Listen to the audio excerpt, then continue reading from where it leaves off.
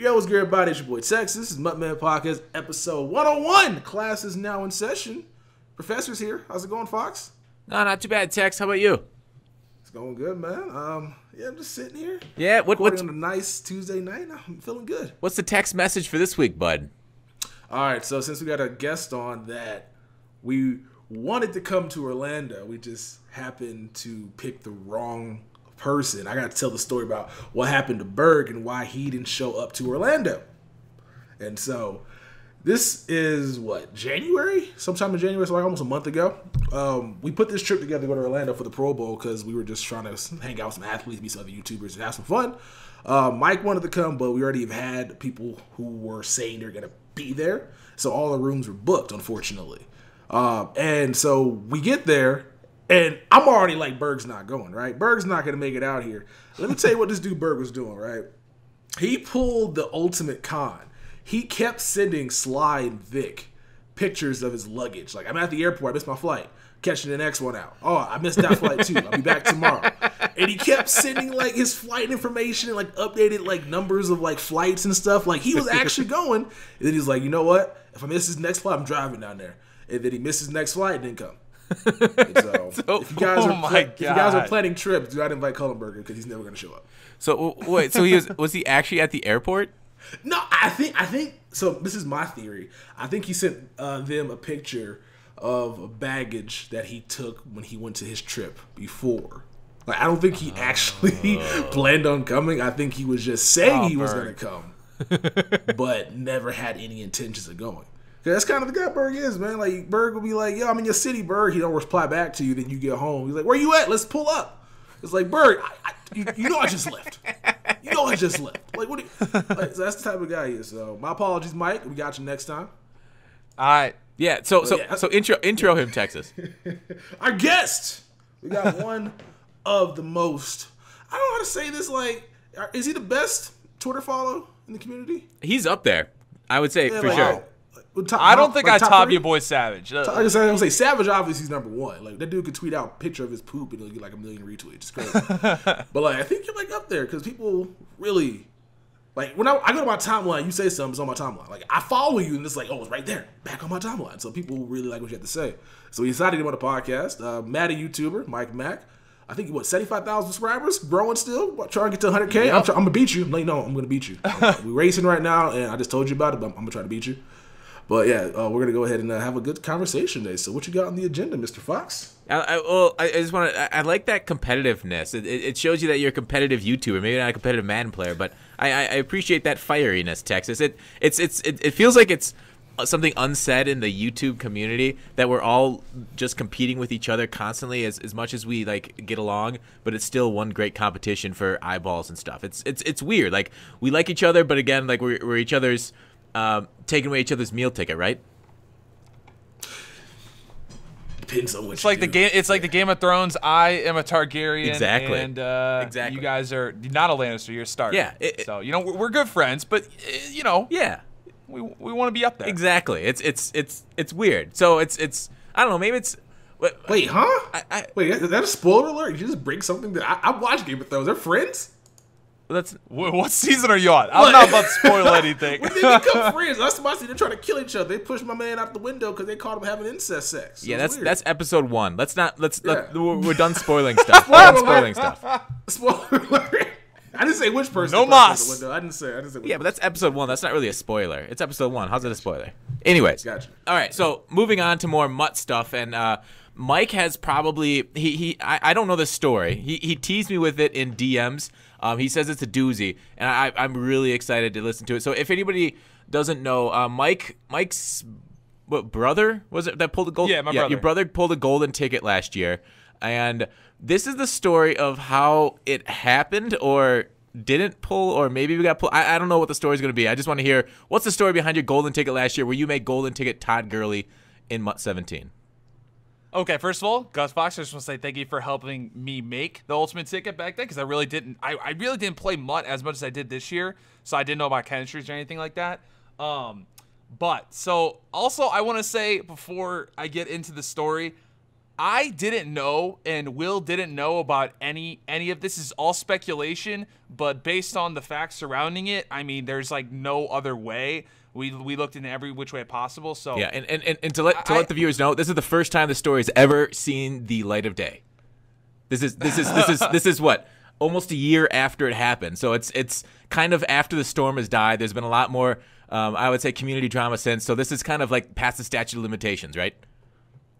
Yes, that's why I haven't said anything about it, just because I didn't want, I don't know. I just didn't want there to be any backlash for any reason. Like, obviously, we had nothing to do with this, but it's... Oh, sure. You know, yeah, I was sure. It's messed up what happened. So I'll kind of I'll get the background of essentially what happened. So my brother, Will...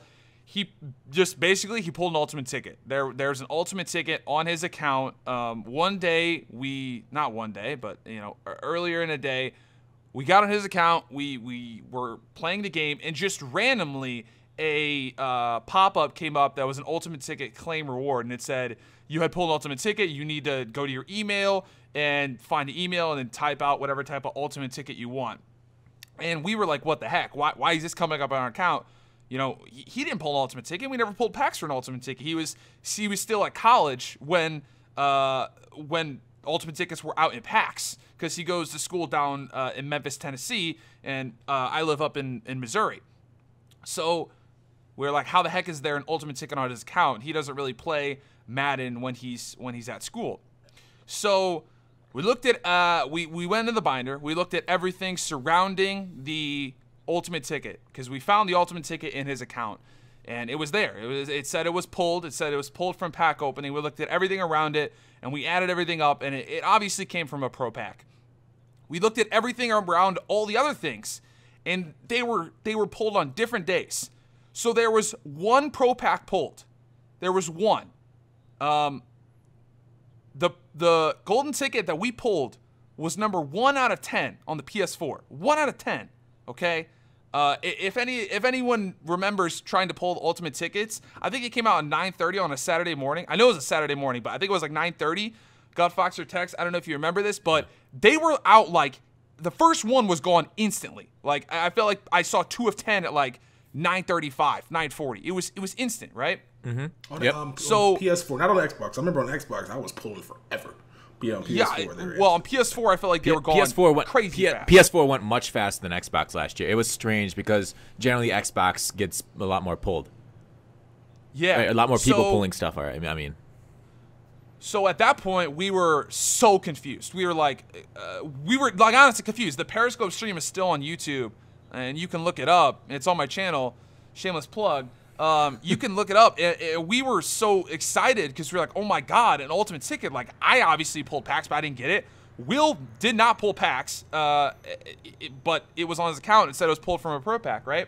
So also, if you look on his account, he only had 117,000 coins. So he would never open packs with coins with only 117,000 left, which would mean he would have had to have maybe like 125,000 or so. Pulled a ticket, got down to 117,000. He wouldn't have just pulled a pro pack with that little amount of coins because he cared about his team being good. He didn't want to waste the coins, right? Yep. So we were like, okay, maybe it was one of his dorm roommates. He has one roommate that he lived with, doesn't live with anymore, but he lived with down at school. This guy knows literally nothing about Madden. He doesn't play video games, doesn't play PS4. My brother plays on a basketball team. Like, these guys have no idea about video games whatsoever. So we literally call him up and we're like, hey, did you pull packs on Will's PS4? And he was like, what is pulling packs? What is that? I don't know what that is. So obviously it wasn't him. There was literally no other person in the room that could have pulled those packs. Will swears to God that he did not pull packs and he did not pull a golden ticket. And honestly, I believe him. Now, if he were to have pulled the packs, this is what would have had to happen. He would have had to wake up on Saturday morning at 9:30 a.m. while at school, away, while he played basketball, which, keep in mind, he had practices mid-Saturday and late Saturday, so there would be no way that he would wake up early to play Madden before his practices, because, I mean, you would be sleeping at that time, right? So he would have had to woken up, pulled one pack, pulled the first golden ticket, and then just said, fuck it, I'm out, and then just stopped. And then not remembered it and not told me about it. which like that is unfathomable. So what I'm honestly thinking was supposed to have happened is EA was trying to grant a golden ticket to somebody without anybody knowing. So instead of them just customer service granting and you could hit R1 and see what it was, they gave them a pro pack or a pack that guaranteed a golden ticket, right? So we opened the pack, or I guess he opened the pack, or somehow the pack got opened on Will's account. Maybe there was like a free pack and it just said 1 of 1 and he clicked it and he just clicked it X open and just backed out because he thought it was just, you know, random free pack. No one cares. So Will never pulled a golden ticket, but it was on his account. We got the email and everything. I asked Muck Guru at the time. I had his DMs and there was no response. That was the only really person I knew. And I, to this day, have literally zero idea how that ultimate ticket or golden ticket was on the account. And his gamer tag was WillDeBeast 00 or WillDeBeast 35. I can't remember. But so it had nothing to do with me. Zero to do with me. So it was a pure coincidence that Will just happened to be my brother and I was happened to record it. So that golden ticket was made and we got it, but I don't think we pulled it. That's the whole story. So EA, if you're listening, maybe Kralo's listening, let us know what you figure out. Mike, I'm gonna say it's kind of hard to believe that EA would screw up a grant and give someone a pack. I mean, it is, but like, it would be surprising. But I swear, Will has been into Ultimate Team since Madden 25. He knows what golden tickets are. First of all, he didn't pull packs. Like he told me he didn't pull packs. There would be no reason why he would buy one pro pack and then not and then stop pulling and then not remember it and then say, oh, because if you watch the video, he was genuinely excited when he saw it, like jumping up and down, so excited because we can make a tag early. He didn't remember it 100%, and he doesn't drink, so he wasn't blackout drunk. Oh, he doesn't drink, because that was gonna be my next theory. No, like I know this whole, like, you know, you drink when you're under 21, whatever, but he was not even close to 21 at the point. He's not even, no. Yeah, he's 21 now, and this was last year, so he was 20 a 20-year-old at college doesn't drink, is what you're telling me. He's like really smart and he plays basketball and he has to stay away from that stuff. Smart people drink. I think it's showing smart people drink more than less intelligent people, or have more alcohol problems. That might be the case. But regardless, so actually, don't take that last sentence. I have no idea whether that's true or not. Don't take that as fact. So, okay, 930 randomly one random pro pack on. Is his account linked on your your PS4? Yes. I think so, yeah. Yeah, it is. So that's another potential that maybe, well, but if you would have pulled it, is there any other PS4s that have that account on it? Besides for your two?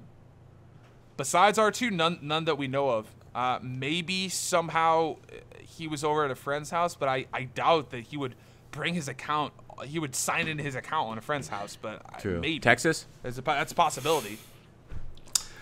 I'm trying to think, because EA has granted cards in the past to people. But that's customer service. Accidentally get like put into packs. That happened to E with the Mutt Crew, where he was pulling packs, and it so happened to glitch to Sean Taylor that he got into the pack, I believe.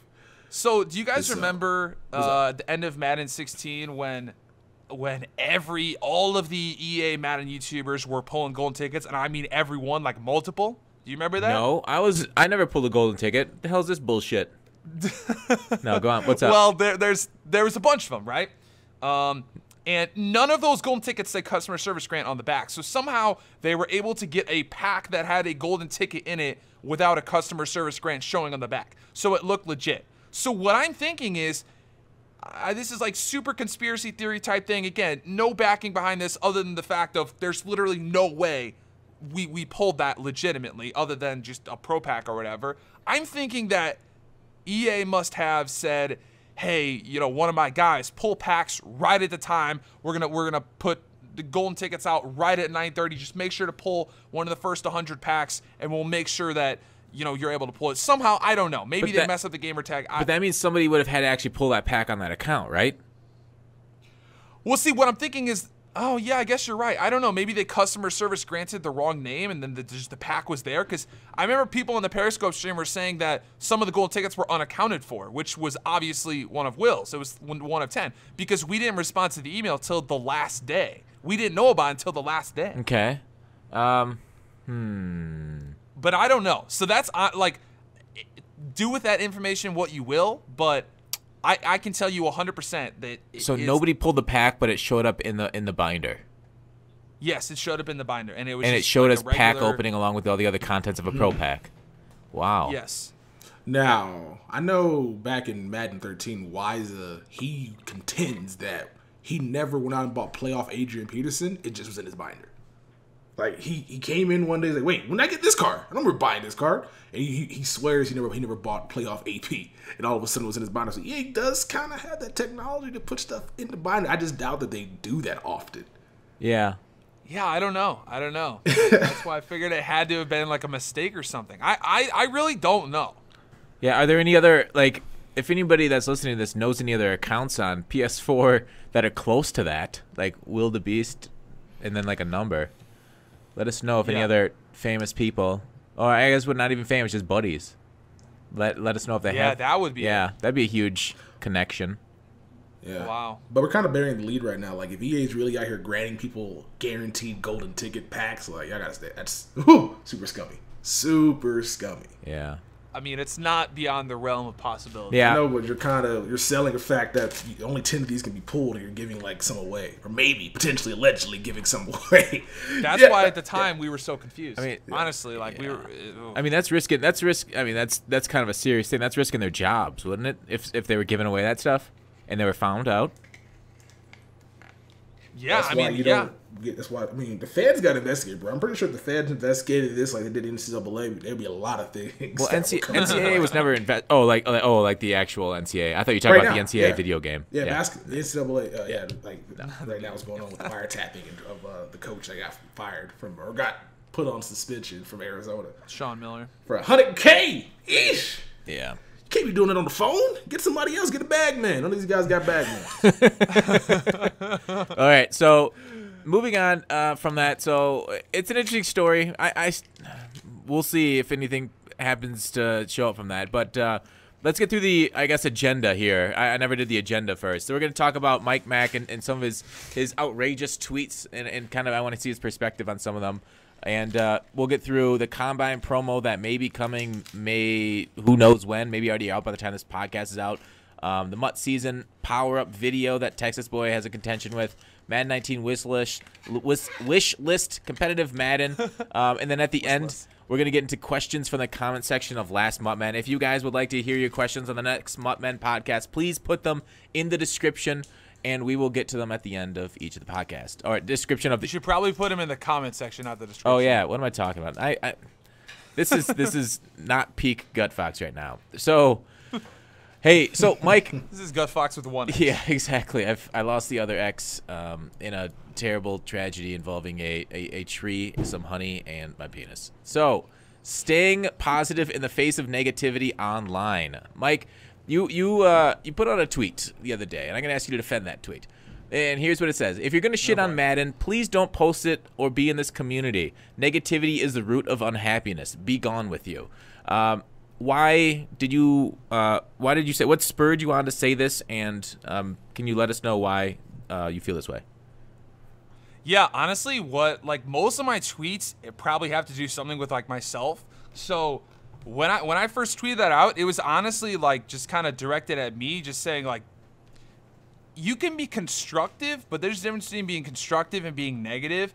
If you're just being negative for a following, that's one thing. But if you're being constructive and saying do this or do that, or maybe implement this or do that, that's one thing. But it just, whenever I was being negative, or at least I had negative thoughts about whatever in my life, it was terrible. Like, it would make me unhappy. So like, the thing that I learned to do was, as easy or as hard as it sounds, just try to not be negative. If you can just be positive, or at least find a way to find the positives, if there is obviously a positive in the situation. Some things are so terrible that you can't really think anything positive of it, and I understand those situations, but just it's times where, and again, I don't want to get into, I wasn't talking about anybody in specifically, but I just see people tweeting stuff out that is super negative, and it's frustrating for me to look at, because I think to myself, who is this helping? What is this doing other than boosting your likes and retweets? So if you're going to tweet out something negative, or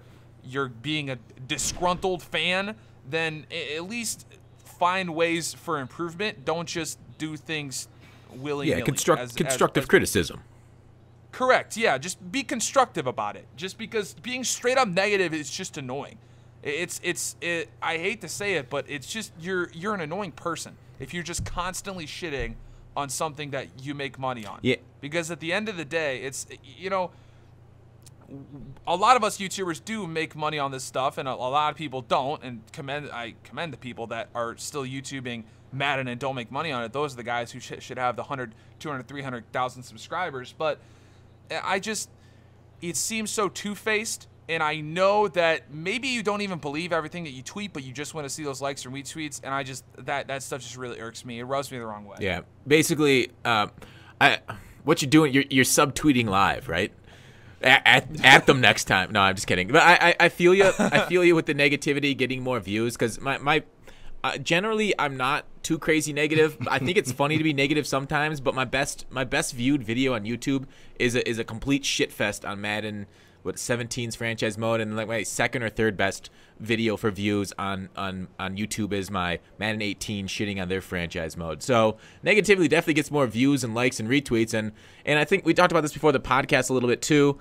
I said then, basically, as a creator, you'll never be more humbled than when you post a video of another game and see how little you're interacted with. So when you get to say something positive about a game, and you get 5 to 10 likes, maybe a reply or a retweet, 1 or 2, and then you go ahead and post something negative about a game, about Madden, and you get 105, 110 likes and a whole bunch of retweets and replies and tags of developers, and everybody's kind of interacting with your content. You feel like a bigger man, because like we said at the beginning of the show, us YouTubers and content creators are in a constant battle, not with ourselves, maybe with other people in the community, or that's kind of whatever, but we're constantly wanting to get eyeballs on us. So when you get that negativity and you see that it gets more views, you kind of get drawn to the dark side, and you rediscover the power of it.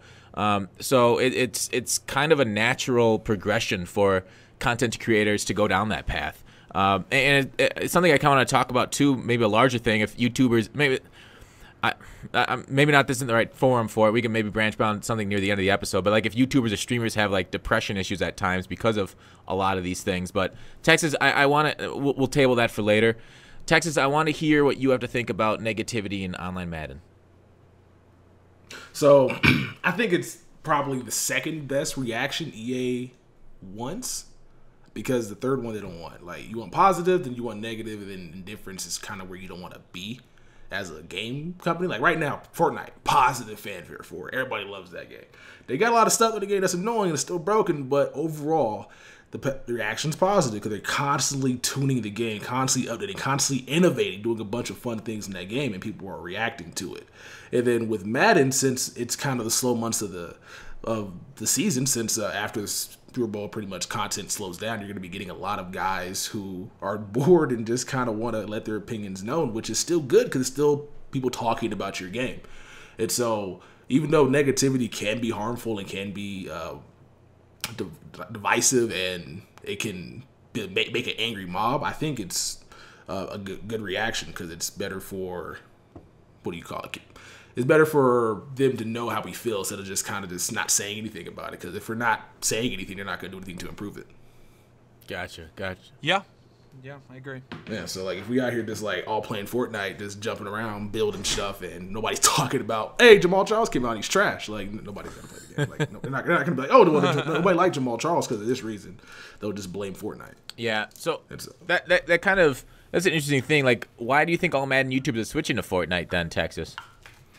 For one, it's a good time to drop games. Like, there's nothing out right now. So when MLB The Show comes out, what, 2-3 weeks? Yeah, about a little less than a month. Well, still a month away.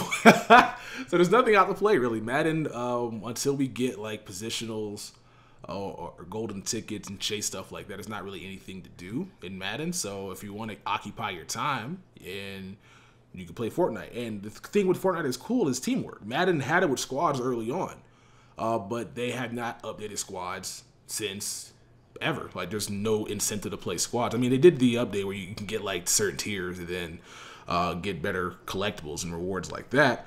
But they have not done any objective updates. They have not done any like crazy thing, like only use certain cards on your team, things that we probably thought they would do throughout the year to keep the game fresh. It's just been kind of there. Whereas with Fortnite, you can play with 3 friends and work together for one goal, and it's free to play. You don't gotta have a good MUT team or spend money in the game unless you want to. Like, it's not required, which is why people are gravitating towards it. Plus, it's just all out fun right now. It's gonna get to the point where you get tired of it, but I don't know when that is, because I've been playing Fortnite since July. Like, I've been playing that game for almost as long as I've been playing Madden. How long? Actually, longer than Madden. On PS3, you've been playing it that long? Or PS4? No, Sorry. Xbox. I bought it on Xbox back in July. July 26th. Wow. And then I've been playing since then. Now, the Battle Royale part is new. Like, they didn't add that until, I want to say, 4 or 5 months ago. So why is it all of a sudden blowing up now everywhere, as opposed to just because it's gotten that kind of momentum?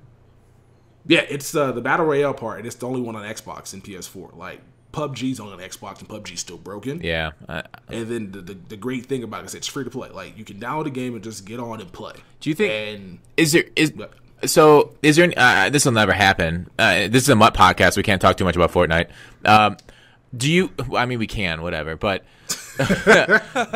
who made you the rules? Yeah, exactly. This is America, damn it. I'm just a stupid fox on the internet, not a cop. So, hey, would Madden ever go? Would Madden ever go free to play and just do skins and monetize that way, or are we stuck with the packs for better overalls for pay to win kind of stuff? Like, is there any potential world that we can go and kind of get like a more balanced playing field?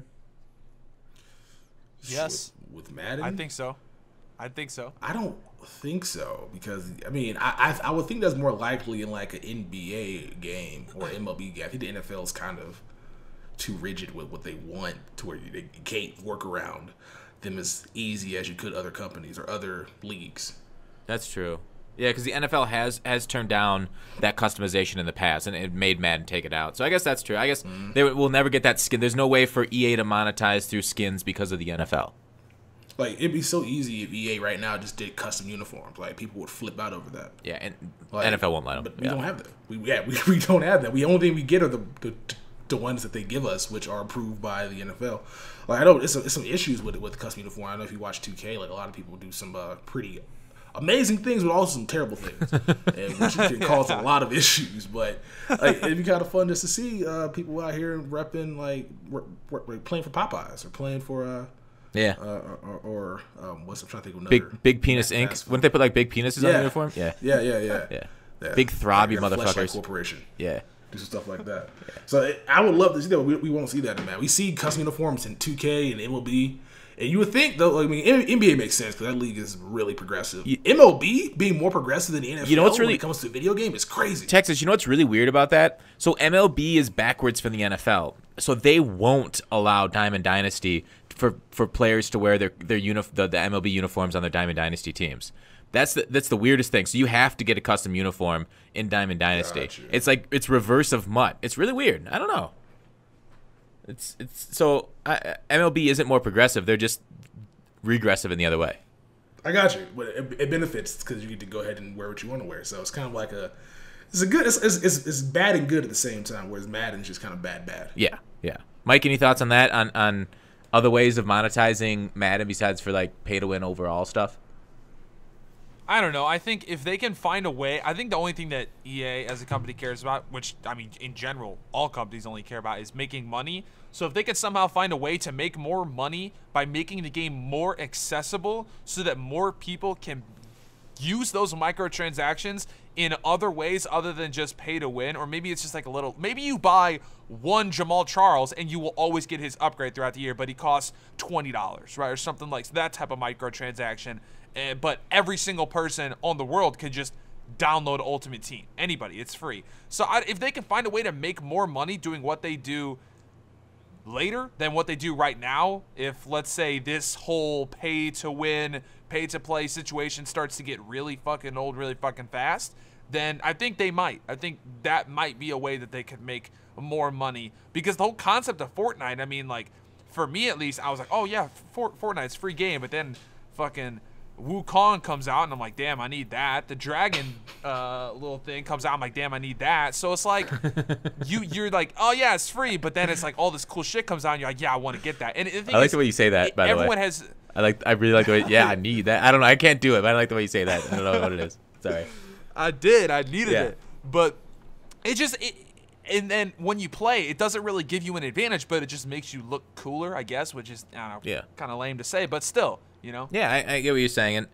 And so we asked Kralo when he was on the podcast if MUT would ever go, or if MUT would just specifically go free to play to everybody, and he kind of balked at that and said more a cooler thing for his point of view, which I feel like is corporate speak for this is what's coming down the road, is basically because I only say this because the chief financial officer said this at a quarterly briefing, was that basically it's going to be $5 a month to get access to all of EA Sports titles or something like that, instead of the buy at $60 at price. So like they're hoping to get more people in with the $5 a month. Oh, they're going to subscription service. Yeah, like kind of like WWE Network, Netflix, all that, where you get all the games. But the shitty thing after that is like they got the subscription service, then you got to buy packs on top of it. Like it's just too much greed. Yeah. Well, I'm trying to think. Is that really greedy if you charge $60 for the year for all EA titles? Yeah. I mean, I don't want to play. I just want to play Madden. Like I don't get like. But I mean, it's the same price as Madden. Though. It's not. I don't think that's terrible. I guess you're right. No. Because like, if you're gonna make changes, make it free. Well, I mean, I agree. Free is like the best. It's step, not worse. The second best step is $5.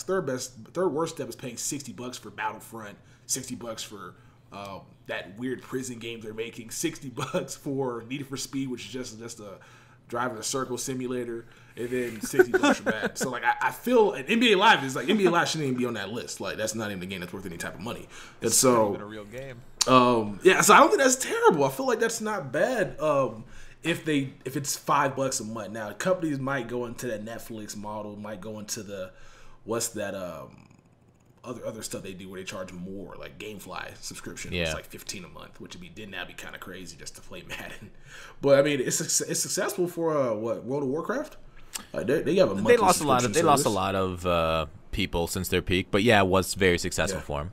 Mm-hmm. So I mean, if EA can make something like that, and I'm paying $15 a month to play Madden. I mean, what's the most amount of money you would pay to play Madden before you just say no? Well, I already pay over $1,000 a year to play Madden, so I don't know. I don't know if that's capped. Yeah. Yes, I don't think there is for content creators. Let's just cap it so we don't have to admit anything to ourselves. I think $100 a month, and then I'm like, I'm out. Wait, what's that? Unless it's one of these things where you pay $100 a month and then they give you that $100 in credit in the game. If it was actually $100 a month, like no packs or anything, I would not play that. $100 a month. Well, what they would do is they would transform your $100 into credit in the game. That's what they would do. That's kind of how that stuff works. I don't know. I think Madden would die. Because kids couldn't play it, so I probably. I mean, well, they don't care about kids anymore. Because I saw on Twitter that microtransactions are going to be added into the ESRB rating. They're going to be affecting that now. So EA might not be E for everyone. It's only going to be. I think I saw they're only going to add it onto the box where it says this game includes in-game purchases. Oh, so it's not going to change the rating though? Because it's just when it's pay to win. That's when it just really kills me. Gotcha. Yeah. Well, I don't know. So it's going to be coming down the road, I think, the subscription model. I don't know where we started, but I kind of want to move on. I did this next point by Mike saying... Before we move on, one sec. Fox? What? Fox? What other games are EA they're going to release, though? Because, like, I only play Madden. Like, what else are they going to be dropping that's worth that subscription platform? Yeah, I don't really play any other EA games. Except, Battlefront, Battlefield, I do. Those are free right now in the vault, I believe. So yeah, but those aren't yearly things, are they? Occasionally, yeah, every 2 years. Yeah. They might be going yearly now that they have Battlefront and Battlefield both going, where they put out one every other year. Yeah, Disney wants to take Battlefront from EA. or they might. I think they're gonna take it from EA, so EA might not even have Battlefront going forward. I'll believe it when I see it. Well, I'm reading Young Yi from YouTube, my man, who's out here letting me know, keep me informed, keep me educated. He's saying EA about to take that and give it to somebody else, and I believe that. According to internet rumors. Yeah, you're right. But and those are never true. We'll see. I mean, EA's been very kind to Disney with the amount of money they've gotten for them. So and that's the thing. I mean, EA's been very kind to the players' union and the NFL, and that's why they keep with the NFL's brand, even though arguably the NFL would do better off for their marketing to give a more wider range of companies the license to their game. Yeah, but at the same time, like Disney doesn't need EA's money. Are you kidding me? They're a Fortune 500 company. They need all the money they can get. Their stockholders demand it. If they really wanted money like that, they would. I mean, they kind of do. They make a Star Wars movie every like 6 months, and not all of them are good. And so I don't think they're suffering. I just think they just wanted a good. Michael Eisner would slap you across the face to make $100. Come on. Although he might. Yeah. So yeah. He let's might be real. He might have some slap me and then. I mean, they have us buy virtual cards that expire at the end of the year. So actually, I don't think he's a CEO anymore. Yeah, that's an outdated reference. Who is the CEO of Disney now? I look it up. It's not Bob. It's Bob Iger. Oh, that sounds right. Yeah. Bob Iger. Yeah, it is Bob Iger. Damn it. Look at that. Knowledge. Nice work, Texas. Love it. Hey, so Mike, you said you expected all Madden YouTubers to be gone by next year on Twitter. Damn, bro. Because of that's a bold statement. That's probably that's what we call a hot take. All those bold predictions that you see on the NFL Countdown, they're like, this guy will have 5,000 passing yards. It's just like some bum quarterback. Yeah, that's probably what we call a hot take. I don't think all Madden YouTubers, obviously, but if Madden doesn't change, I don't see a lot of people sticking around. I don't have I like that I can do YouTube and pay for a cool team and play and win games constantly, and I appreciate that there's some people that play this game like a full-time job, and they're also able to acquire crazy good teams. But for the people that are younger, for the kids that can't spend, let's just say at a minimum, because even this doesn't get you a great team, at a minimum $100 a week, those kids, like, they don't want to play Madden, and there's no mode that they can go to play online with their friends where they can just mess around like a Fortnite or something like that. So they're going to lose so many people because it's just year after year after year of pay to play. And when those people leave, when those kids leave, a lot of YouTubers' views will fall off. And when those views will fall off, they probably will stop uploading or try something else, or I don't know. So that's mainly what I was talking about. I just think the way the game is going is okay for, let's just call it 50% of the people. It's probably not even that, not even close. But let's just say it's okay for 50% of the people. You're going to lose so many new people. And that's the thing. EA doesn't care about retaining clients. All they care about is gaining new ones, which is some people's, I guess, way of life. Some companies act like that. Some companies care about keeping their customers. EA doesn't really. They just care about acquiring new ones, which I don't know. I don't see as successful. I don't see long term at least. Why do you believe that? Like, why do you believe they don't want to retain current customers? Because they're constantly making it pay to play, even though their clientele has constantly said they don't want it. Don't make this. We don't want it. We don't want it. But I mean, that doesn't mean they don't want people to stay. They're basically saying. I mean, they. It's just like saying they want to make $1 million, but if they make $999,000, they're going to be okay with it. It's like, of course they want people to stay, but they're not going to sacrifice constantly putting out a new game with new microtransactions, because what they think is, hey, you know what? If we lose one guy that's been playing the game for 5 years because he's just done with microtransactions and literally can't afford to play the game anymore, but we get this brand new game and we get another kid who spends $500 in a year and then decides he's done, we're okay with that. So I don't know. I don't think that business model. I see what you're saying. I mean, obviously that's not going to sustain them very long, and a lot of companies, and you'll see mobile games do that and get burned out quickly, and then they'll just turn on to the next mobile game. But like for Madden, it's not necessarily like they don't have people every year. Like I see a lot of comments from people that say, hey, this is the first time picking up Madden since 13. What do I do, or something, or a question like that, or what's about MUT? How do I get into it? So it's not necessarily they lose people every year and they don't come back. Like these people love football and they'll come back a few years down the road, and EA banks on that. So yes, while they can abuse them 1 year and then maybe lose them for the microtransaction, like basically, how do I put this? Like EA with their microtransaction pisses off a lot of people, but they have a lot of people that keep playing the game and like playing the game still. So it's kind of like falling on deaf ears for EA saying to get rid of the microtransactions because they're making boatloads of cash over and over year after year, and not only does maybe some people leave, but their numbers go up every year. Like Madden in this game mode is bigger than ever. So Texas, it's true. Texas, what do you think about that? About which part? About gaining. About gaining. Are they just going through all the new people, or are they bringing people back? Or are they mainly retaining people year to year? I think they're doing a lot of efforts trying to get new people. I think with the competitive tournament and the competitive scene, they're trying to get people into the game, into it as an esport. So I think just from that aspect, they're trying to get new people in the game.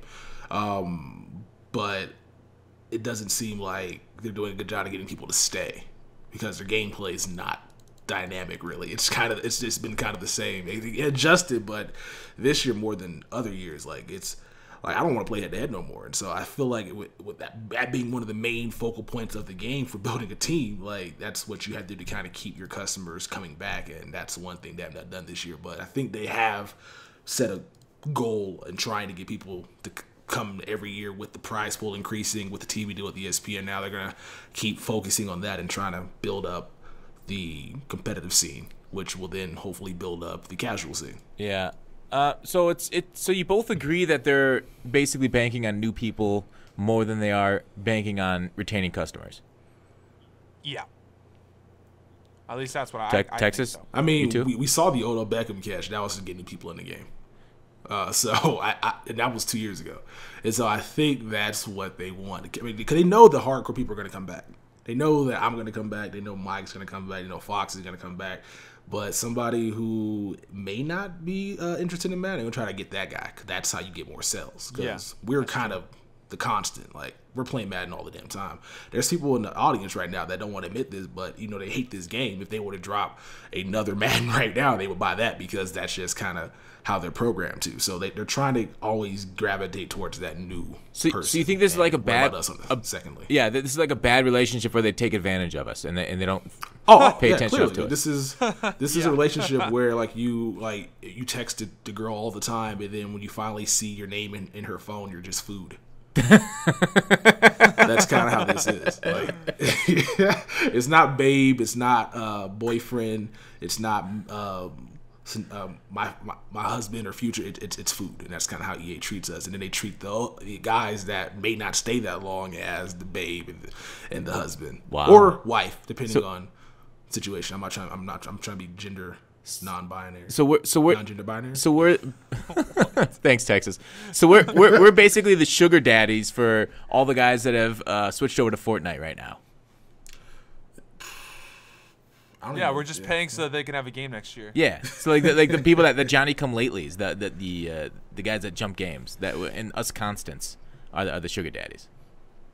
Basically, yeah. I got That's you. the one thing EA can bank on. That's why they can, like, if they drop a pack right now, that's a good value. I'm buying it, even though like I'm not really playing Madden as much. But yeah, it's just they know that they got us, and they know that we're gonna keep spending money, despite the boycotts and all that stuff. Nothing they do can seem to harm them in any way. The thing is, like, I'm done spending money. Okay, with Kralo taking over this year in communications, it feels like they've responded to a lot of our boycotts. Like the only what's up, Texas? I don't think he has responded. He has, but I don't think they have. What do you mean? I just think he relays the message, and that's pretty much how it goes. I don't think they are listening more. I just think that he is making being more active with reporting all the stuff that we have criticisms on this year. Whereas I think they haven't really responded to really anything. Whoa, okay. Yeah, that's a huge generalization. That I don't think is true at all, Texas. I think that's pretty far out there. Like just today, people have been bitching about not weekly reward, but squad rewards for a long time. They just updated squad rewards today. Yeah. You're not going to give them credit for something that should have been done 4 months ago. You keep saying that as an excuse, like they should have done this previously. Like, eventually, it's better late than never. No, there's no better late than never. Like, I'm kind of like that when it comes to, like, treatment of, like, minorities. Like, just because you're treating better now doesn't mean that's good enough. That's not just because you updated don't be changing the subject out of MUT. No, I was just using it as an analogy. I'm not changing the subject. Stay on MUT. Better late than never. I was using it as an analogy. I'm not trying to get into people yelling at me in the comment section. You always put race in the thing. I don't want to hear that. I was just using it as an analogy. The fact that they're doing it now is like, come on, y'all could have been doing these squad updates a long time ago. These DC updates a long time ago. They needed our feedback for it, Texas. They don't need feedback. And then once we gave it to them, now they update them. They don't need our feedback to do their job. Like, their job should be just putting out good content. It shouldn't require us to bitch and complain for 4 months. I think it's good. I think it's good that they did it. I think it always is better late than never, but better late than never doesn't mean it's good. Their job is to put out good content without us having to tell them what the good content is. That's why they get paid the big bucks. So I think that they should have done this way earlier, but the fact they're doing it now, it's like, okay, thank you, I guess. I mean, this is a classic. We just complain too much. Like, okay, so there are legit complaints in this game, but saying you did it too late, I feel like that's borderline worthless. Like, so go on, Texas. I don't think they did it too late. I'm just not giving them credit. That's what I'm saying. I'm not here to give them credit for doing something they should have done a long time ago. I'm happy they're updating it. Yeah, I ain't getting no thank you from me. Shit should have been in the game to begin with. No thank you. But no thank you. There's no gifts. Literally no way to get 100% like satisfaction on the first thing you put out. You got to get feedback. You take that feedback in and you put it out. Like the best grinding reward in Madden 18 is that John Madden coach for squads. So when you hear squads needs better rewards, you look at John Madden. I look at John Madden. I'm like, this is the best reward in Madden 18 for grinding the game. What are they glitching about? And then it's not necessarily the tokens that you get at the end of games or the end of Super Bowls, because you get more. You get the same number for head to head, or do you get more now in squads? I don't know. I don't play squads much. So and then. It's not that. It's not those tokens. It was the squad rewards weren't matching the head-to-head rewards with like the quick sell or the 89 to 91 elite stuff. It's that part that they wanted the feedback that people wanted the rewards for. So they ended up putting that into the game today to update the rewards for squads, and maybe they didn't know that off the bat. That was the issue. Texas, I don't really play squads. Texas. So what? I guess they maybe I don't know. It's impossible to foresee all these things. A good company has vision. That's all I gotta say. You can. That's ridiculous. That's so vague. That's so vague. No, it's not ridiculous. Like, if you are a leader, you have vision. You can see things before I see them because you're in charge.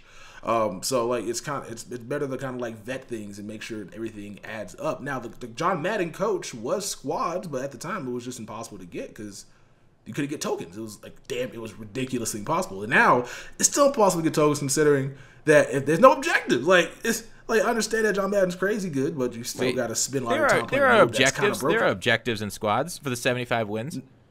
That's those for 200 wins. I believe you get 200 tokens. But after that, it's nothing else. That is what?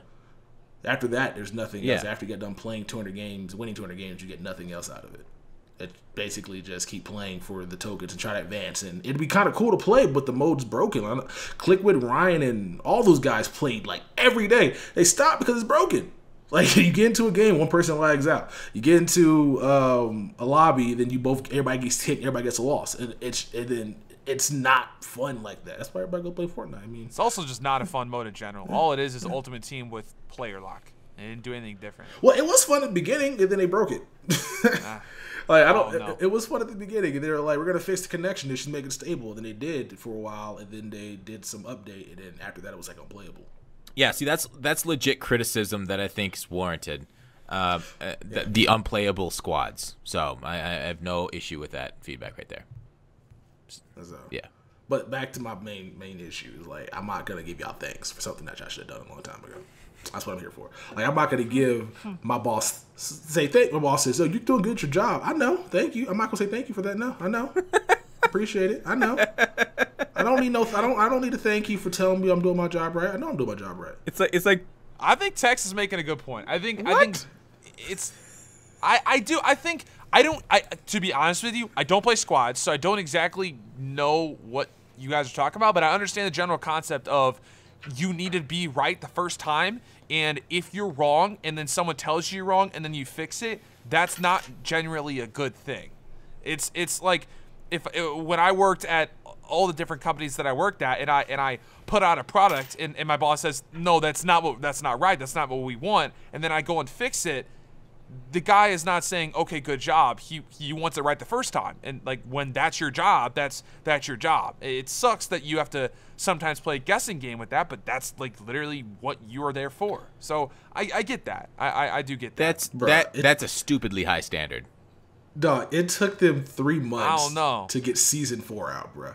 And I don't want to hear the excuse, competitive scene's busy, we got a small team, we have to do your job. You get paid to do that job. I don't know. You get paid the fact that they're working on such a minority is just like, that's kind of the main reason why they don't care about the people that play the game long term. They only what's more important, people who are trying to play draft champion, which is a lot of people, or the 15 competitive players in their tournament.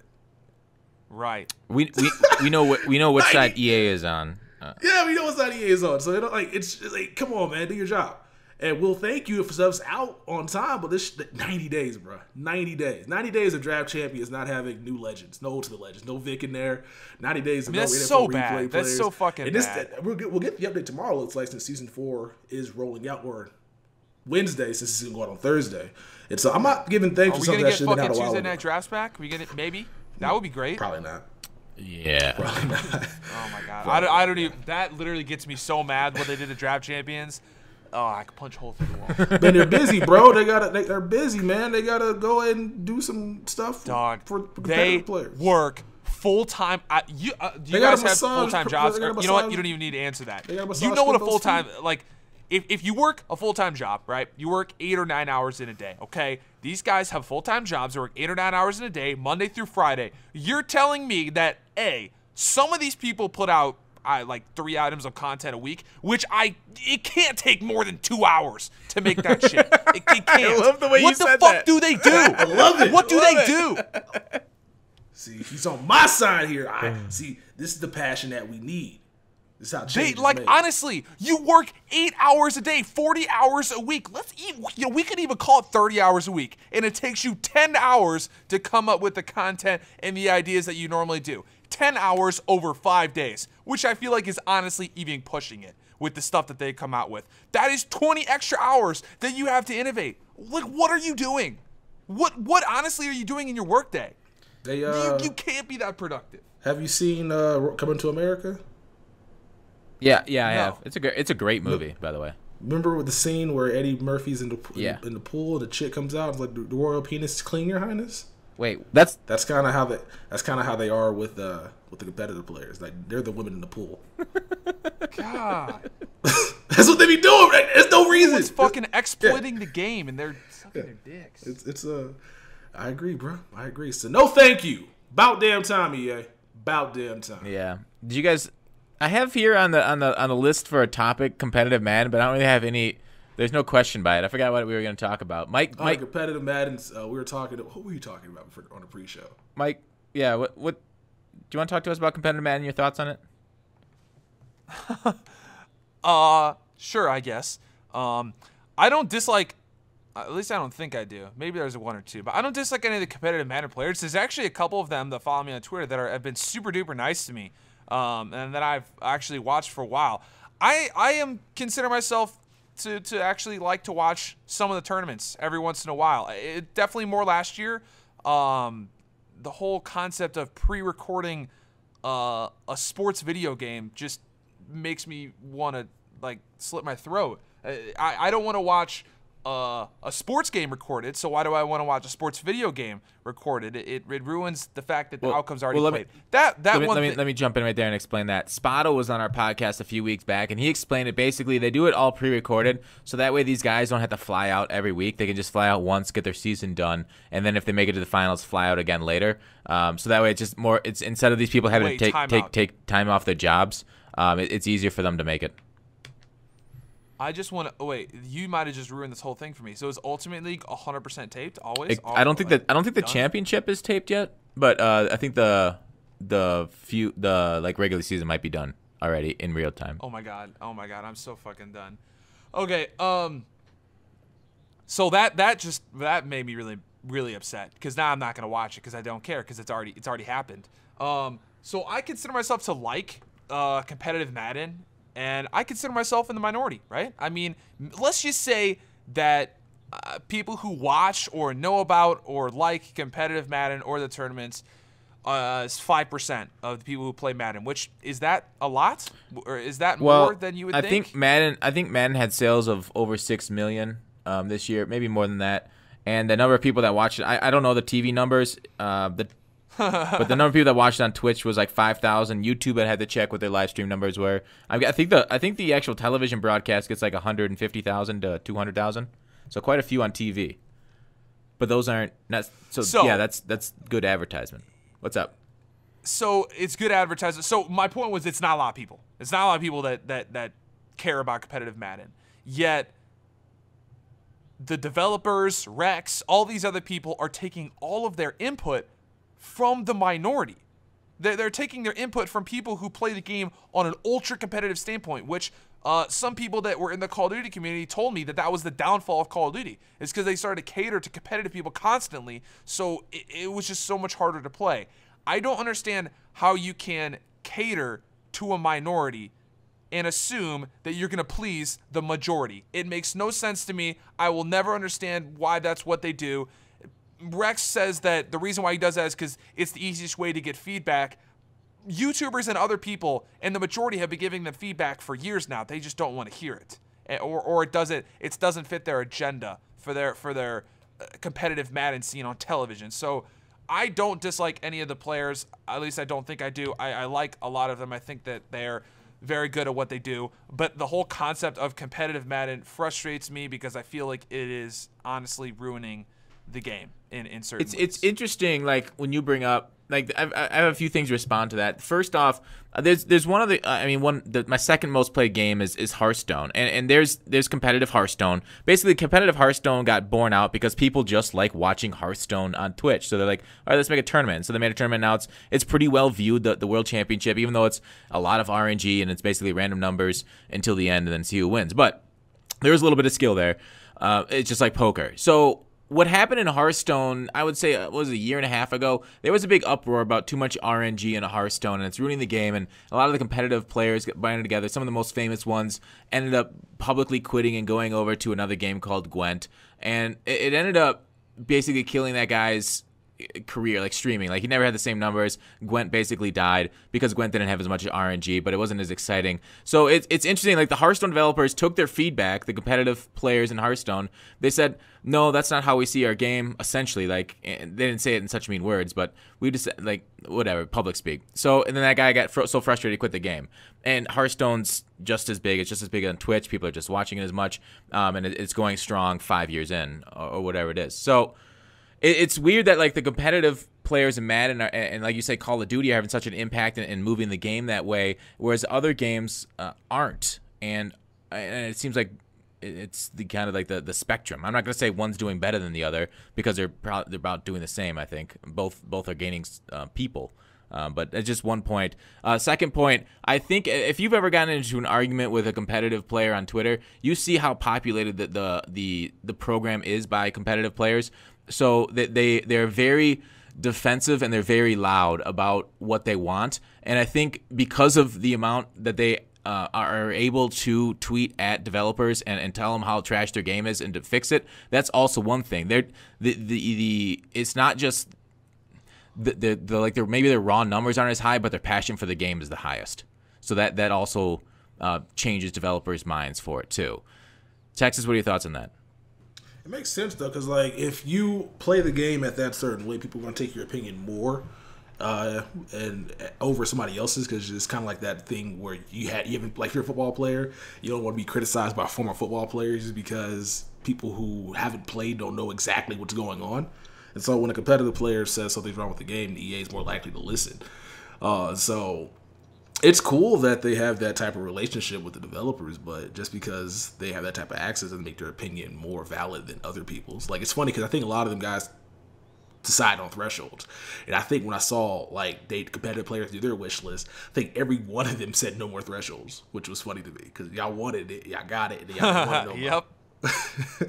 Yeah, it's like, be careful what you ask for. And it's going back to your guys' point earlier. Sometimes mistakes are made. Oh, my point. You guys think they should get it correct early, ahead of time. Sometimes you don't see these things coming. It's just part of living life. And then realizing you made a mistake and then moving forward. So that's just me getting all petty on it. Mike, any other thoughts? You're just a nicer person. I'm just saying, if you keep making mistakes, I'm gonna keep expecting them, and then I'm not gonna be no thank yous, no apologies, no nothing. Be perfect. Be perfect. You flaw. You make $1 million. You're $1 billion company, no mistakes. I don't know. You don't. I mean, they're still human. No, bro. No, are they? Are they? No, Have you ever seen? They charged $50 for a pack that gave me a 10K card. Like, what are you doing? Yeah, that. See, here's the real question. You ask, are they human? I don't know if anyone remembers. Tex, you might remember the picture that Rex posted with apparently me at EA Play last year. It wasn't me. I do remember. It wasn't me. And yeah, I don't think a human would mess that up. So I don't know. Yeah. Mike says their facial recognition software isn't quite up to date, and Texas is saying they've got an inhuman heart. So maybe we're throwing little questions in here. Heart is as cold as ice, man. Yeah. That's and I mean, like, this time of year, if you're buying bundles, you're generally making a mistake versus versus what coins are going for at the moment, because bundles have not kept up with the coin market. They're such terrible value. Although I have seen a lot of limited time cards come out of bundles lately. Has that been? Have you guys seen that too? Yeah. Well, they're all terrible. Yes. That's why. So what? I think Kraus wasn't terrible. Well, he was not better than Sean Taylor. I know Sean Taylor is like, if you don't have Sean Taylor, nobody wants to talk about it. Sean Taylor's probably top 3 defensive player in the. Sean Taylor is a 99. I don't care what the card says. He plays like a 99. Well, Sean Taylor's the best best defensive card in the game, in my opinion, hands down. Okay. I didn't want to say that, but once I got the Fox's opinion, the Fox is okay on that. Then I'm gonna say it. Secure He's tackler, so good. tall, Unreal. fast, everything. Hit power. All right, Texas, you were saying we cut you off. Sorry. No, I was just saying, like, I know some people get mad because they don't have Sean Taylor, they don't want to play solo challenges, or they can't get squads wins, but like, that's the reason why. Like, I think there's 10,000 Sean Taylors floating out there. That's a lot. Like, 10,000 people got Sean Taylor. Yeah. That's a lot of people. Every dude I play against has Sean Taylor. Yeah, that's a lot of people. So, like, when you drop a free safety that's not better than Sean Taylor, nobody's going to care for it. Like, that Glover Quinn, they dropped travesty of a card. Well, that was bad. I don't know what they were thinking there, but like, agreed. And so he was like 200K at one point. So because I think there's a lot of duplication at that position, I don't think more are being pulled. I just think a lot of people are just posting it because they don't need that card. I think more limited times have been pulled this year than since it was like super common for people to pull because there wasn't many people playing. I feel like maybe the EA's juicing my packs. I don't know. Maybe EA's juicing everyone else's packs on Twitter, that people are active in the community. But I feel like I see limited times coming out of packs constantly. The amount of limited times I've pulled in the past like 4 months is insane. It's at least over 10. At least that amount. In the past 4 months, I pulled Rod Woodson and I pulled Mel Blunt. So 2 in 2 months. And I think I've pulled every limited time Ultimate Legend that's came out. I'm pretty sure. And I haven't spent crazy money. I think the 2 that I remember for sure was Fred Blutnikoff and Mel Blunt. I think I spent $50 both times when they came out. I just opened up a couple packs and I pulled them. And it was just so strange. I feel like they're just flying out of packs this year. Yeah, some of it has to do with like them being 4 times as often because each one of the chemistries they're putting in the pack is limited, so that might help their odds. But I agree though. Like out of my weekend league rewards, I pulled Kraus. I was like, what? Wait, what? I did it on stream. Like, wait, is this real? Like, I didn't expect me to pull another limited that easy, and I was like, oh shit, all right, because I haven't spent on the game in a few weeks, and shit, my luck's gone up. Maybe that's the I don't know, the YouTube juice, I guess, finally coming through for me. Anyways, but yeah, it does seem like I've seen a ton of people post polls and stuff on the subreddit and on my Twitter feed. All right, so moving on, we got a lot to get through still. This is going on for a while. Combine promo. We are going to get it this week, right, Texas? When's the actual NFL Combine? What day is that on? It's like, is it tomorrow? I don't know. When this podcast launches, I think it might be out. I think, So, yeah. Are they doing it earlier this year since they're trying to get it out of the way of the NBA? Combine 2018 is February 27th. Oh, wait, what? Yeah, so that's today? Wait, what? Wait, I didn't see anything. Yeah, today. that's not right. That's definitely That's not. what Google says. Are you sure that's the right year? You're on the Yeah, right 2018. year? Oh, wait, now it says on the NFL network, on the NFL's page, March 2nd through 5th. Why the fuck does Google say the 27th? That would make more sense. So it's next week then, basically. Yeah. So if it's next week, No, then Friday. It probably starts Friday. next It starts week. Friday. Okay, if it starts Friday, they would probably get it Friday. We have to get it Friday. Yeah. I wonder how they're gonna do it this year because we're not getting collectibles at all. I don't think we. So we're gonna be getting like similar to Ultimate Legend format, where it's just gonna be combine versions of their cards you got to collect, or is it gonna be just like another one of these master sets where you got to get a bunch of cards for a master? I hope they do the master. Yeah. It does feel like they've settled in. Yeah. They've settled into one promo type that they like, that everybody seems to be agreeable on. It's kind of boring, but that's probably what we're getting again. Mike, if you Which I don't mind. It's just it's. Hopefully the packs are good because I don't think that really carries these promos. Like hopefully it's more like Christmas than it is like. What promo did he get recently? Like NFL Replay, where it's just a bunch of 86 Super Bowl, like a bunch of cards that have no value. Yeah. For more for budget teams, and I'm fine with them helping out the lower overall budget teams. That is true. I'm cool That with is budget teams too, but none of these ratings, like they're all terrible. Like I saw a lineman that had like 90 overall, like 85 pass block and run block. Like that's not helping anybody out. He's high overall, but he had no run block. He had a lot of strength. He's strong as hell, but strength don't matter. Yeah, of course. Well, us people that know the game know strength don't matter, but people like the more casuals don't. So they'll look at strength and be like, awesome. Dumbasses. Whenever somebody says strength matters, I just want to just like you don't got a lot, bro. Like what are you doing? My man has 99 strength. He blocks hits instantly. I'm like, They just don't know better, Texas. They haven't seen the light yet. Convert them to the church of lack of I strength. would like to just go talk to him. Like, yo, did you not see the testing that people done about this? Like, are you just willfully being ignorant? Like, are you not gonna go look at the facts? No, okay, all right, cool. They're Bye. just not as smart as you. I gotta be as smart. I'm not even that smart. I just look at information and form my own opinion. Like, No, see, I'm just trying to be nice. They're just really dumb. Yeah. Texas, it's 2018. Just call them fake news and move on. you're right. That's what we should do. You're right. I'll text them looking at the guard that you just said. Yeah. You found him? He's trash. You found He's him? trash. I'm like, wait a minute, he's not good at all. Yeah, it's a lot of these cards that he's dropped. So I'm cool with going the cards for budget because some like bad. that Vontae is a power up set. So if you have Vontae from like early on, you can now get a better / not that great Vontae. But hey, I mean it's cool for it, but it's just really the only card you want is the card in the pack. I mean the main card. But then they crashed the market today for top 100 rewards. Because they gave like a lot of people 96 overall replay players. Oh, yeah. Well, I mean, So the price came we were going to get to weekend league rewards later. Let's talk about it now. Let's not talk about the Combine promo too much because it might be out or it will be coming out. Wait, before we get all right, so who do you think the Master's going to be? Do you think it's going to be a new legend or somebody else that's already recycled? Oh, make it be John Ross, 99 speed, please. they have to give it to him, right? They have, please. Combine oh my Master God, John please. Ross, 99 speed? That would be, oh my God. I remember when that card came out, I literally got it the night it came out. I was so well, that was not a Combine, that was the rookie card, but still, we got to have a crazy 99 speed card in the game. Got to be. I would assume he needs it. I would say this is the ideal promo form. It's a little early in the MUT season to give a 99 speed, but I'm fine with it. Why Yeah. not? Hey, so Texas, you said they just killed the top of the market because of the weekend league rewards, but you wanted to, you told me in the pregame you wanted this question to be asked. Did they change weekend league rewards because they were OP? Okay, so I was sitting just chilling looking at videos on Twitter and I saw people asking the question and they're like, did they change weekend league rewards to what they are now from what they were before because they got tired of people pulling great stuff out of lesser overall packs? And so obviously on the top end you still get good rewards, but I don't know if these rewards are better for the middle tier guys than the last ones were, which is where people had their complaint.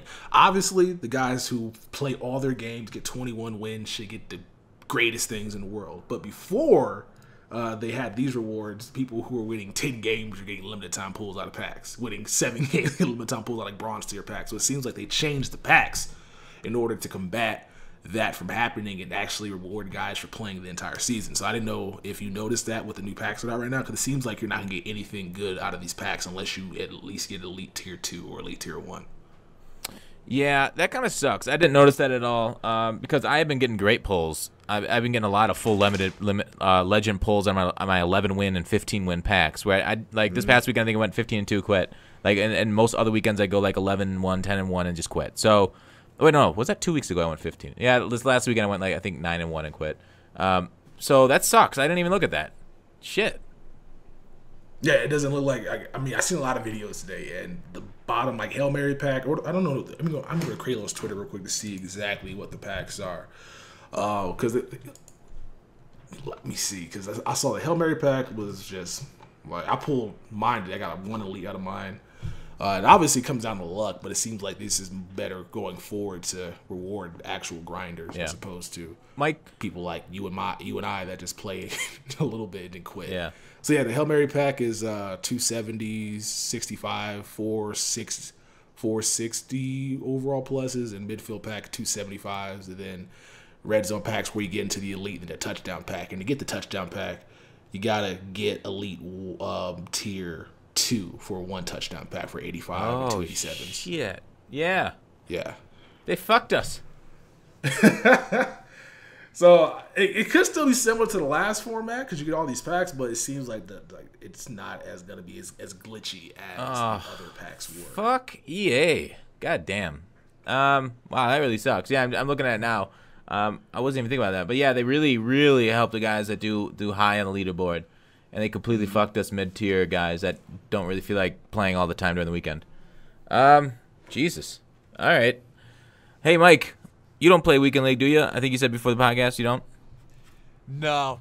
I completed one. I will say this with such proud aplomb. I completed one Weekend League. I got top 100 the first week, and I haven't completed one since.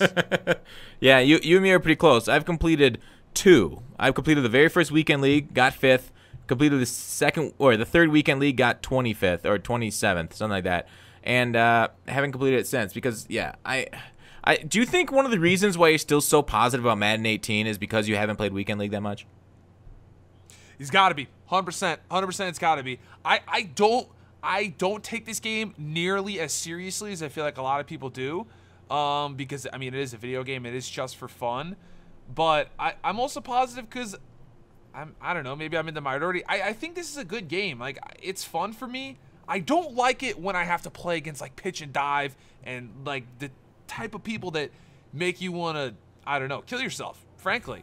But then when you play against people who just play like they're just, not picking random plays, but maybe they're not running the worst plays of all time. They're not sitting in the same defense all the time. Sometimes it's just a little bit more enjoyable. And that I really like. And I'm also not in it like I deranked myself. I was in All Madden first for like the first 6 months.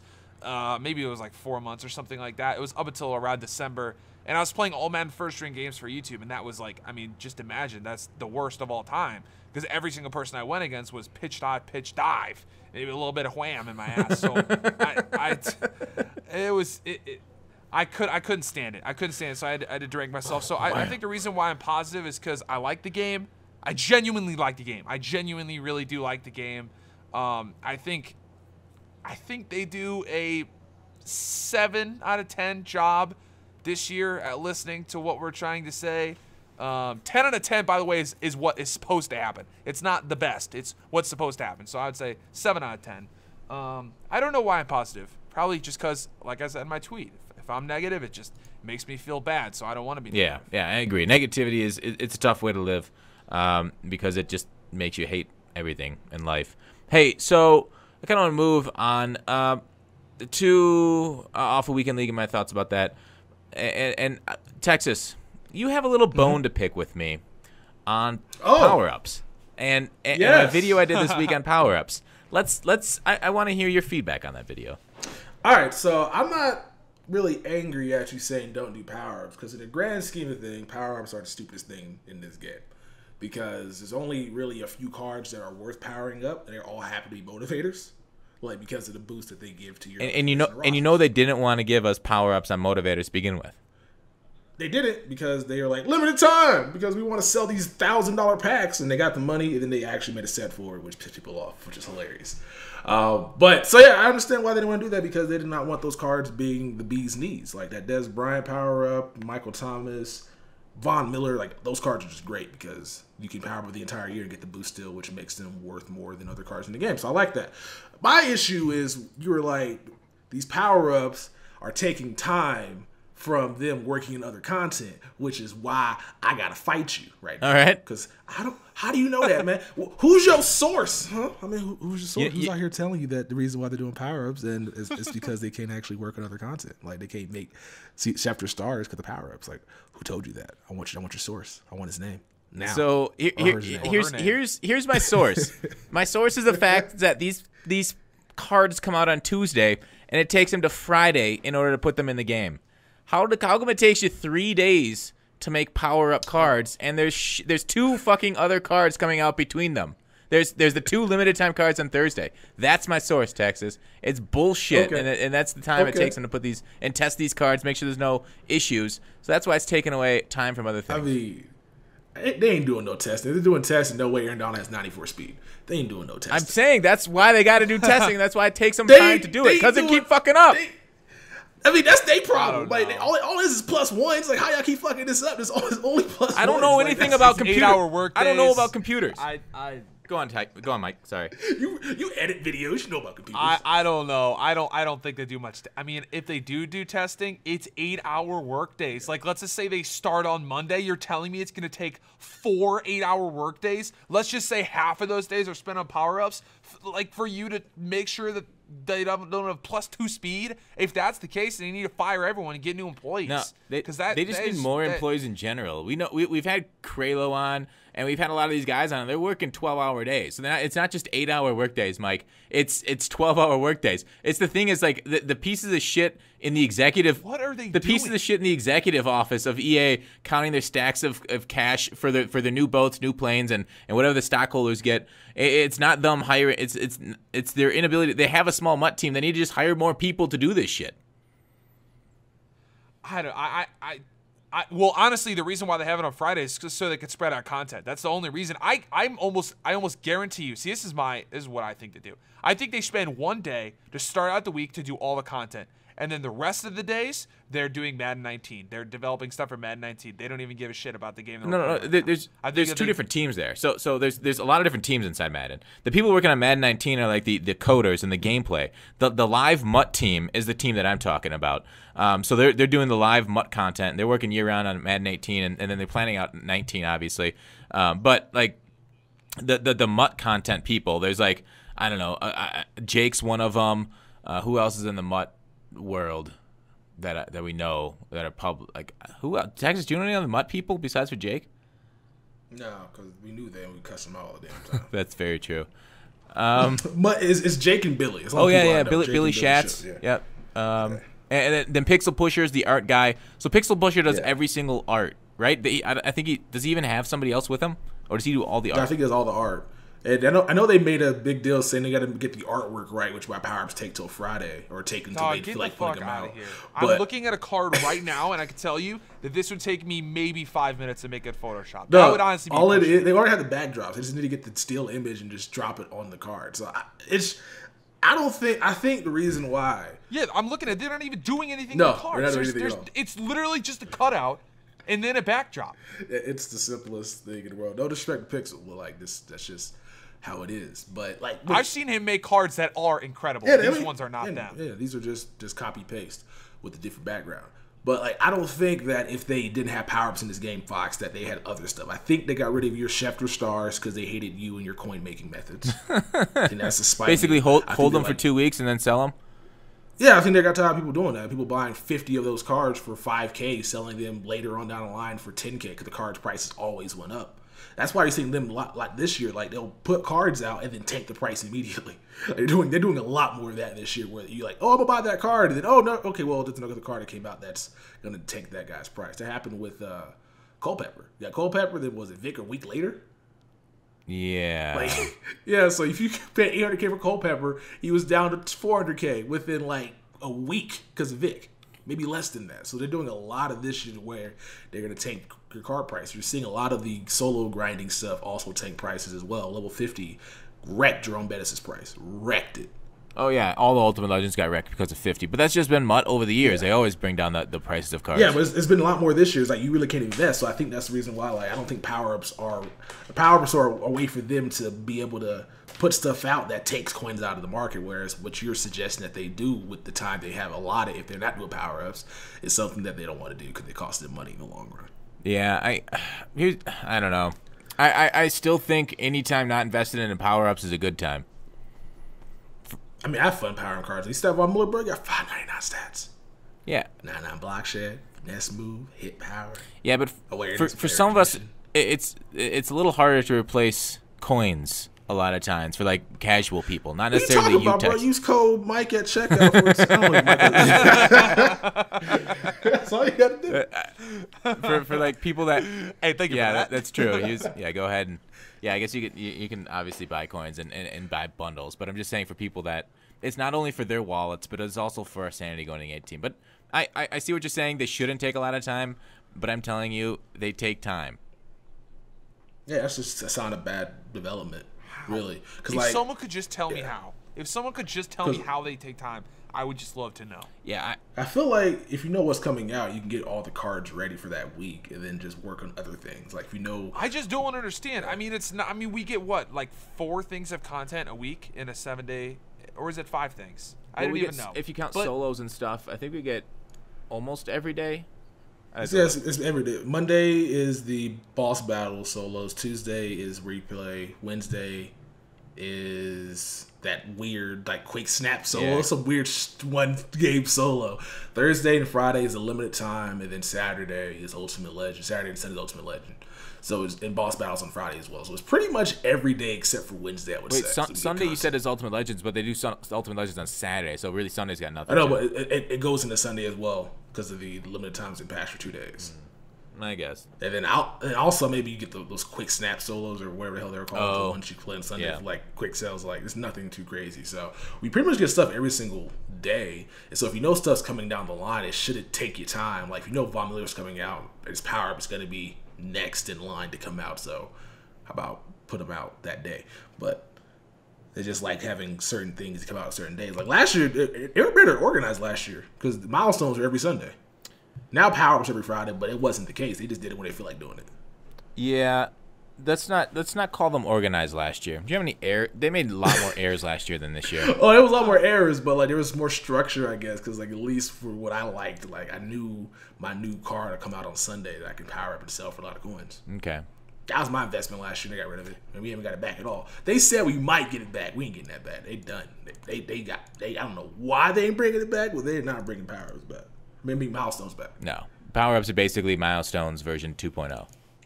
Yep. Milestones that you can't exactly. sell. Milestones 1.2. Like 2.0 will be like double Kims and better stuff, but it's like 1.2. It's like a. It's actually it might be power-ups able to be sold. It might be a downgrade actually. It might be like 0.05. No, they did the Snapchat method, right? But wait, where is? Yeah, it made it a lot worse. Yeah, they downgraded. Yeah. Hey, it went from Windows 10 back to Windows Vista. So, we were talking about Fortnite earlier. I just want to ask this. It seems weird, and with Madden, and what we've seen with a AAA game studio, what they can do with Fortnite, and the weekly updates they can provide. Like, why can't Madden be that good? Like, what's stopping them, Mike? I don't know. And you know what? Honestly, I'll PayPal someone $100 if they could just tell me the answer. EA, if you're listening, $100. You guys might need it. I don't know. You can buy yourself a bundle. You help make them. Can you tell me why you can't like implement new things? You added in draft champions in Madden 16 halfway throughout the year. Do you remember how popular that made your game? Can you not do something like that again? Please, for the love of God, just add something. Just add something. Even NBA 2K. The game this year for NBA 2K has been kind of it's been not very good. But you know what? They have 2 game modes that are incredibly popular and are made very well with 2 different teams. People play Park a ton at the beginning of the year, and now, once the OP cards come out in my team, a lot of people are playing my team. Why can Madden not have 2 game modes that are actually worked on?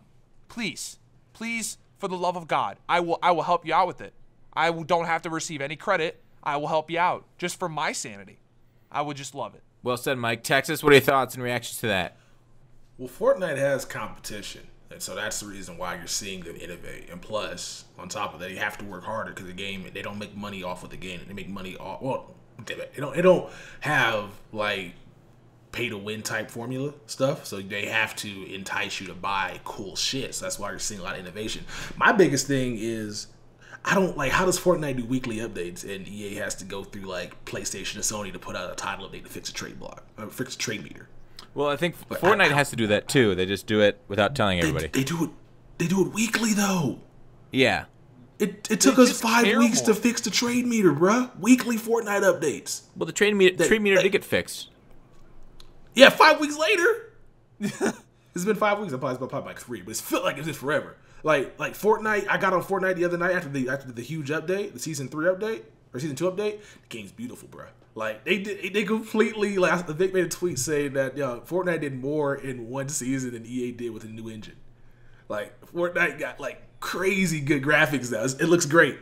And so Fortnite has competition. They're trying to drive PUBG and H1Z1 into the ground. They also have a sense of pride because they're doing stuff that is innovative and different than the other games, separate themselves completely. And then on top of that, the audience is rewarding. It's more fun to watch Fortnite videos and compilations and fails and epic wins than it is to watch stuff in Madden, because it's something different. You're seeing a lot of people be creative with it, doing different things that people are trying to do themselves, like not the rocket jump, but shooting somebody off of a RPG to get through the shield. That's genius, and that the game allows you to do stuff that you didn't think was possible. Whereas Madden, with the NFL kind of limiting what they can do, is kind of holding it back. Yeah, that's a huge, like, right there is the NFL is a huge roadblock into a lot of things they can do, I'd imagine. But yeah, it kind of sucks because Madden 16, like you said, we got the draft champions, and then they also gave us May they gave us salary cap, 2 big new game modes. Yeah, Madden 18 did get MUT squads, which, I mean, granted, it came back from Madden 25, but it's still a new feature. It's just weird. We used to get a game that had 2 huge features added into it mid-year, and this year we got 1 at launch, and it's kind of just like, we haven't heard anything new about if we're getting, like, are you guys fine with getting 1 big new feature added every year, or do you want more than that, Mike? I would like, honestly, I would like them to have 1 big feature at the beginning of the year, and then wait until the Super Bowl ends. And the moment the Super Bowl ends, they have their new Madden season, as they love to call it, the fucking Madden season. They have their new season, and they implement a new game mode. A new, whether it's a mini game, whether it's some type of thing, not draft champions, but along that line, along that idea, where it's same Madden gameplay, but maybe you added mini games. There was mini games in NCAA football that were really cool and really fun. Maybe you add in like a backyard football type game. Maybe you add in a more advanced career mode that you can play online, like pro clubs in FIFA. There are so many things that they could do that literally they talk about how, we got the Fortnite engine so that we could bring things from other EA games onto Madden. Where have you done that? What have you done that at all? You said that it would make it so much easier, yet you haven't done it at all this year. And people are obviously losing interest in the game. I just don't I would love for them to add another game mode just to make it more fun, just so that I'm not going up against competitive Madden 69 every single time online. I can play against someone who doesn't really care as much, just like me. I could just play for fun. Yeah, and with that, like, there's a couple things there. First off, like the new game features and stuff and the new engine. I know they talked a lot about before the year that the new engine was basically the main focus, and then now this next year, Madden 19 will be the one they'll be able to focus on, a lot of new cool things with that, and with new game modes, and hopefully they'll be adding some, I don't know, other mini games or some other MUT game mode type stuff, but like that takes a little bit to build, and hopefully maybe like you said, Madden's dying, And that's true. After the Super Bowl every year, it dies, straight up dies, because people kind of move on from football. And you see that with YouTuber numbers and stuff and whatnot. So, Texas, what do you think about post-Super Bowl and them bringing in new game modes? That's probably the best time. Like, if after Super Bowl ends, you don't really got to bring in new game modes. Like, you can just kind of enhance what's there. Like, do some more creative things. Like, I'm still waiting on a weekend league, like, gold team. Like, build the best gold team you can. Participate in weekly. I'm still waiting on stuff like that. It'd be kind of fun. They could just do innovative stuff. Like last year, they had the Blitz promo, which was before the Super Bowl, but like that was fun to get out here and try to grind for a limited time card that you can get for playing head to head. Like they can do other stuff to kind of get people to play a game a different way, but they just haven't done anything. It's like they just put the stuff out there and they just copy paste every single week until next year. Yeah. Like why haven't we got an all gold team yet, or gold through silver weekend league team? Maybe I don't know. Because it's going to show that it's a pay-to-play game. Like, they could easily do something like that. Like, I know that's kind of like salary cap, but, I mean, they got challenges in MLB The Show. Like, you got the bronze team challenge, silver team challenge. You can't be over a certain salary cap to play. Like, they can do stuff like that in Weekend League for rewards and see who can play with the best, or who can build the best team of 79, 60 overall players. Oh my God, that'd be terrible. That'd be fun to watch, though. I mean, everybody's quarterback. That would be fun to watch. I'll give you that. Everybody's quarterback would be. Who's the best 79 overall quarterback in the game? Like, is it Teddy Bridgewater? Sam Bradford? Yeah. I don't even know who the hell it is. Whoever has the highest throw power, speed. Yeah, it'd be kind of fun. Everybody's out here using different halfback, different linemen, different strategies, and implementing it in there. Or it could be like 85 and lower. They can have some fun with it, but we just haven't seen that yet. Yeah. All right, so I want to go on to the question portion of the podcast from the comments of last week. This first question I was going to ask you from Tristan Steelers, but I feel like it was just going to drive my point home about NATs and power-ups and stuff. So maybe next week, Tristan, we kind of covered that with the power-up. So Dominic Kiefer will be the first question. Why can't Clint release the quarterback thresholds? A lot of people ask this question. I'm just going to answer it right here because I saw on Twitter he got asked that question directly. And he said basically that they don't want to lock themselves into saying something in case something needs to be changed. Not exactly the greatest of answers, but he's pretty forthcoming with it. So there it is. That's number one. I'll ask you guys to comment on these other ones. So this next one also from Dominic. I really do like the thresholds. There's sides to it. Although I would want a 99 zone, 99 zones play better. I also love that I can compete with 95 receivers with 89 CBs that have 91 zone, so I don't have to spend all my money. What do you guys think about the thresholds in that aspect, and the fact that thresholds keep lower end budget teams able to keep up with the high end guys? How do you feel about that, Mike? I need him to hit me in my DMs and let me know what 89 overall corner is able to stop a 95 overall wide receiver. That would be great.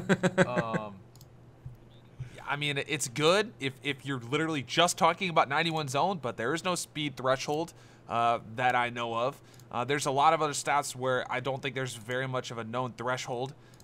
So I think that they need to go. Like, thresholds they don't make sense. That's like, I don't understand. It's like in every other competitive game mode. You can even look at Call of Duty. I mean, you can look at anything. You can look at Fortnite. Honestly, Fortnite. It's not like, oh, once you hit this certain damage, that's it. Everything plays the same after that. Like, no, it should be a 0 to 10 ratio. So like, once you hit 10, that's the best. 5, you're halfway. 7, you're almost there. Like, I don't think there should be a number that you hit and you're just there. I don't think you should just be there, because then what's the point of a 99 overall stat, or even a 92 if we're talking about a zone?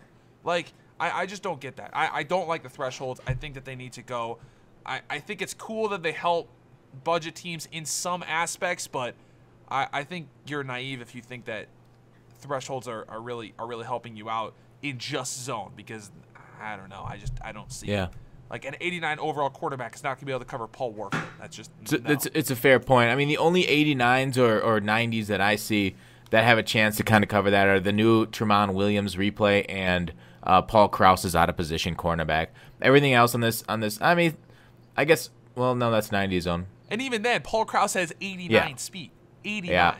Versus versus you can easily get a 93 speed Well, receiver. that Warfield was 95 speed, so yeah. Well, I figured that's like one of the better receivers in the game, but you can get a 92 or 93, and that will destroy 89 speed. So I don't know. Threshold's got to go. Texas, any thoughts on that budget team threshold stuff?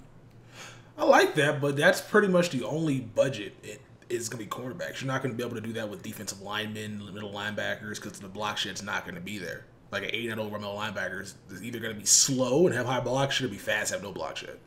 And so I don't think that's helping you out in that aspect. But when it comes to coverage, that's kind of cool that you can be out here rocking with it, even though if a guy just throws a streak or runs that a shot play, if you got an 89 speed cornerback over there, you're not going to get back there in time to pick him off. Yeah. It was early on in the year, that was good because I know a lot of guys tried those shot plays that didn't work because they had the throw power. But now with throw power being a big thing in this game, the speed, just running by those slower cornerbacks that people happen to have, it makes it more tough to actually play defense if they could just get a one-play touchdown and then just run the ball the entire game.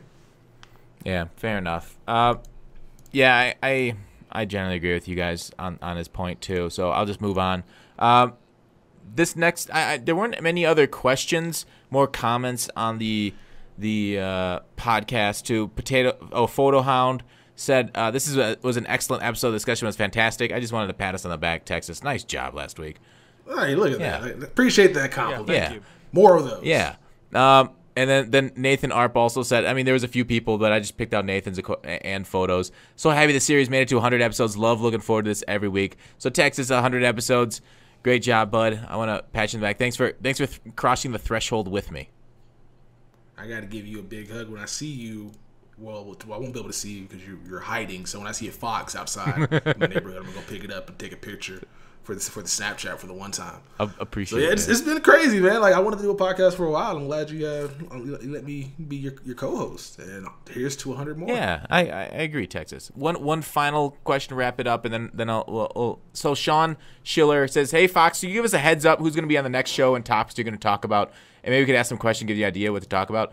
So Sean, the reason we don't talk about guests going forward because sometimes real life stuff happens with them. So, like, if we have somebody scheduled and then, like, they call, like, hey, so-and-so, like, my family, someone has to go to the hospital, so I can't do it. So, and if we promise this guest is going to be on and they can't make it, that lets people down. And then they either, like, go to that person and be like, what the heck, why couldn't you make it? And then they have to explain their personal situation. So we don't like to share ahead of time who the guests are going to be just for that reason. But anyways, so, guys, ask your questions in the comment section. We'll look at them for next week's. It will be on my channel next week, actually. This is on Texas's channel. So, anything else you guys want to talk about before we head out? Mike? No, I'm good. Mike, I got a question for you, Mike. I got a question for you, Mike. Yeah. Yes. When are they going to update Draft Champions? I don't know.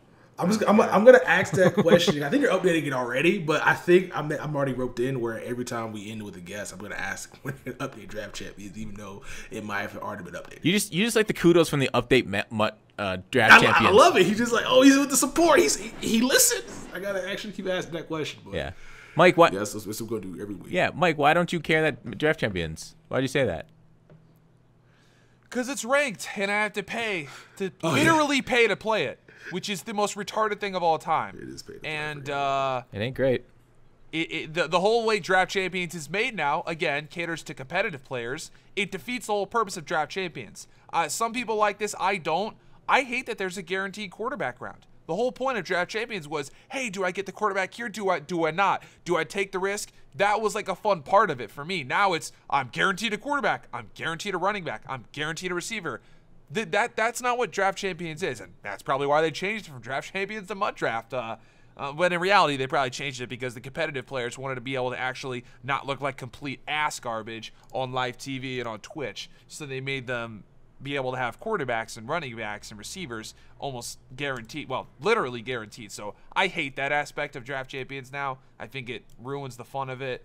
And the fact you have to pay tickets to play it, literally, oh my God, that makes me so mad that you don't even know. Yeah. Yeah, I don't know why they changed it. I think it was basically EA making a business decision to say, hey, you getting it free? No, fuck you. That's I don't think it's any more complicated than that. Kind of sucks. Yep, that's probably what happened. I do agree though with the guarantee of stuff now, because it's now kind of devolved into pseudo MUT, because you're getting good players still. It was fun just getting out there, getting completely shit on with the draft and beating a better team. What's your definition of definition of fun, Texas? I like when I get out there and I'm like, oh, because like I like when I have to like sit in my chair like, okay, this motherfucker got 97 overall quarterback and I got a 85 Matt Stafford. All right, I'm gonna beat his ass. Watch. I like that aspect. That is fun. And now you basically get 91 zone cornerback, 91 zone legend. Yeah, they literally give you a round with a thresholded player. What the fuck? That's so dumb. Yeah. I mean, oh my god! I do like the old format. Maybe if they want to in the future, give us the old format for the free version, and then have the paid version for the one where you yes, get that's a great idea. In fact, that's one of the things that I told Kralo. That'd probably be kind of fun. They'd have to have some hella good rewards to do a paid version, wouldn't they, Texas?